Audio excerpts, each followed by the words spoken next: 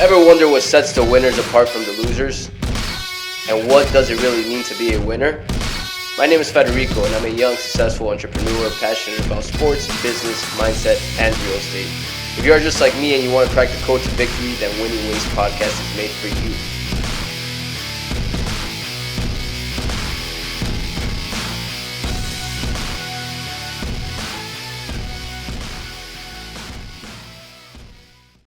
Yo, welcome back to Winning Ways with Fred. My name is Federico and I am your host. Guys, Impossible is Nothing, part 7. Holy shit, bro. We're part 7. Dog, how are you, man? I'm good, man. How are you doing today? I'm Happy Friday. phenomenal, man. I'm phenomenal. Happy. We've raised $3,000 in the GoFundMe in a little less than a week and counting. Bro, just grinding away, growing. How about you, bro? How's everything on your end? It was good, man. This week was a grind. I'm finally feeling a little better, getting some results and stuff. Actually, yesterday was a big anniversary of mine, 12 years ago, that this whole accident occurred, and was told I was in a wheelchair. And I kind of was just like, you know what? We're just gonna keep on head steam, and never look back. Bro, I shared it and I got so many reactions out of that post that you made. It was motivational, it's inspirational, and it's actually today's topic, which it's about no excuse mentality. I mean, in today's days, we're all like picking and choosing what to victimize ourselves from, right? Either the news, anything that's happening worldwide, politics, and it's just a mentality is never gonna get you ahead in life. And you're a prime example, brother. I mean, 12 years ago, your life changed. You could have taken the route of victimizing yourselves and being down, and look at where you're at now, bro, living the dream. Like, bro, I couldn't agree more. Like, if 12 years ago, you were to take a picture and show me where I was and what I've accomplished today, I would have thought you were a lunatic liar. But regardless, at the end of the day, what it comes down to is putting your foot forward, making sure that there's no excuse mentality of, all right, I could just relax, all right, I could do this. It's every day putting a foot forward of, I'm going to get to this goal. I don't know how I'm going to get there. It's an unrealistic goal, but if I keep doing the little things and etching away at it every single day, I'll achieve that goal. And Yeah. I haven't achieved the goal of walking yet, but 12 years ago they told me I would never stand, never live on my own, never go to school by myself, and just were pretty much negative Nancy's. And I get it because it's a medical field, you don't want to overpromise, but damn, bro, it's super negative. And I took that as a life lesson of, yeah, you guys are telling me all this, but I appreciate you telling me stuff to give me the motivation. I was like, I know what I can do. I know what I'm capable of, but let's see. So pretty much I left the rehab facility after like 42 days after the surgery, and I went into a power meeting, and pretty much I had 6 doctors of different fields basically telling me life as I knew it was over. And in my head, I knew I could stand, I knew I could walk, not walk as I used to, but I knew I could do more. And instead of working on my legs, working on stuff, they were teaching me how to scoot from the front seat of a car into a wheelchair. And I was very confused. I was like, I don't need to be learning this. Like, I'm going to be in a wheelchair for like 2 weeks until I'm fully healed. They were like, no. I was like, yeah. And long story short, I get done. I do my full time at this place. Worst part about the whole thing was I was in Baltimore for Thanksgiving and away from my friends and family, different state, and came home, grabbed my walker, stood, and looked at both of my parents, and I said, I told you so. And they probably, I haven't seen my dad cry since then. He cried and he's like, "Why didn't you tell us this?" I was like, "I tried, but I don't. I'm not mad at my family because they're listening to doctors' recommendations in this difficult time. I'm not mad at the doctors because they're doing their job, but I'm proud of myself for being only 16 years old during the time and took the initiative of these powerful people are trying to tell me I can't do something. But even at 16 years old, I took the mindset of like, yeah, that's cool and all, but I'm gonna do this, and I accomplished it. But like I said, I'm nowhere near the end of my goal. It's a very drastic, unrealistic goal to some. But like I said, even if I never walk again, I know I'll be happy because I've done something every single day to attribute to potentially happening. Yeah, I know, bro. And with that mindset, you will walk. That's a fact. You will definitely walk. And bro, I mean, sometimes leading in on the haters work, man. Because like multiple times, I feel like you've told me, it's like when they told me no, I was like, fuck you, I'm gonna do this. And like Oh that, yeah, I love that. It's when someone says no to me, I'm like, okay, all right, let's get it. Let's see what happens. yeah, man. And that's I mean, bro, like your story in a sense is the definition of success, because not easy at all. You're going through hell with what most people don't go through on a day-to-day basis. Yeah, you keep a positive attitude, you keep pushing forward, and you want to get better and reach your goals. And dude, look at you, bro. You're working, living your dream, man. Working for Barstool, you work for the Heat. Dude, you're basically the man. I mean, on social media, that post, bro. I mean, that got me going. That got me It's going. and like the crazy thing is, it's to me, I'm just a 27-year-old, almost 28-year-old man, just living my everyday life. And people like when people say that to me, it makes me sit back and reflect of like, keep doing this, bro. Like this is what keeps you going. People are like, yo, you're doing it. Just never stop. I'm like, all right. Like there's positivity coming out of it. And even though I'm dying working out, dying doing my physical activity, physical therapy, I'm smiling through it all because at the end of the day, I know I'm gonna be happy. No one likes working out initially. No one likes doing the grind, but the grind is what is really worth everything. Yeah, bro, and you really do have a no excuse mentality, and you showed it a couple weeks back, bro, when you were feeling like shit, and yeah, you decided to do the show. I told you, I was like, bro, we could do it another day, no problem. You're like, nah, man, impossible is nothing. I could do it, and you did it, bro. You did it. You like it. It looked like you were like not feeling the best. Yeah, you fucking pushed through and did it, man. So kudos to you, man, because that mentality, not many people have it, and once you do have it and attain it, bro, the fucking moon is your goal. Your next. And literally, like, not to be cliche, but literally at that point, impossible is nothing. Like you could think of something you want to do. Like I had dreams of working for the Heat, and I loved basketball my whole life. And when they first told me like I was paralyzed, and you were to tell me, hey, you're gonna be in a wheelchair working for the Heat wearing a suit, like every game, every concert type of thing, I'd have been like, ha, that's funny. Look at me now. Like it's a complete game changer. Everything happened, and it's just little milestones like that you hit in your life where if you believe in something and you work towards something, nothing really feels real until you take a step back and you're like, damn, like that, like we're here, bro. Like we did it. What's next? What's next is this show blowing up, fucking us helping millions of people out through our GoFundMe, growing that. And bro, continue growing, man. I mean, like I said, bro, the sky's the limit for you with that mindset. It's it's admirable, really. I appreciate that, Yeah, bro. bro. Yeah. It's something that you can't.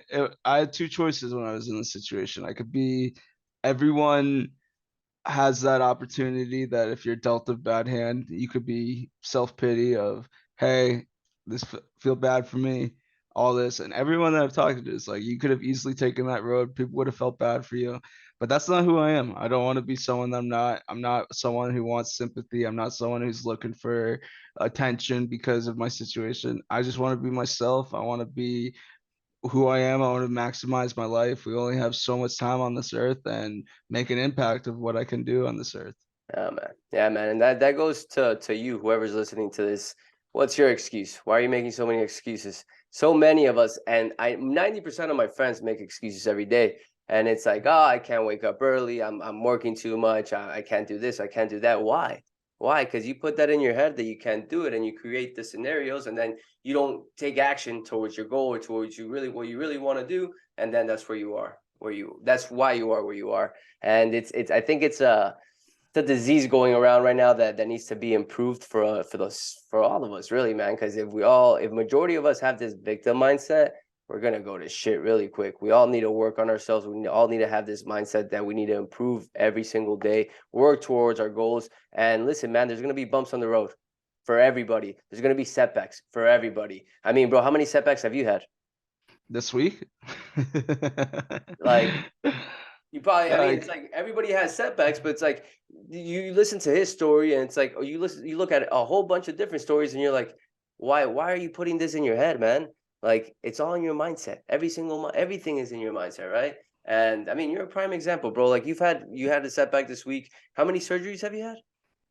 24, 24. I've lost Mhm. count. Yeah, bro, and you're still fucking out here doing this. So it's just one of those things where it's like, if this doesn't motivate you to get going, I don't know what will. Like at this point.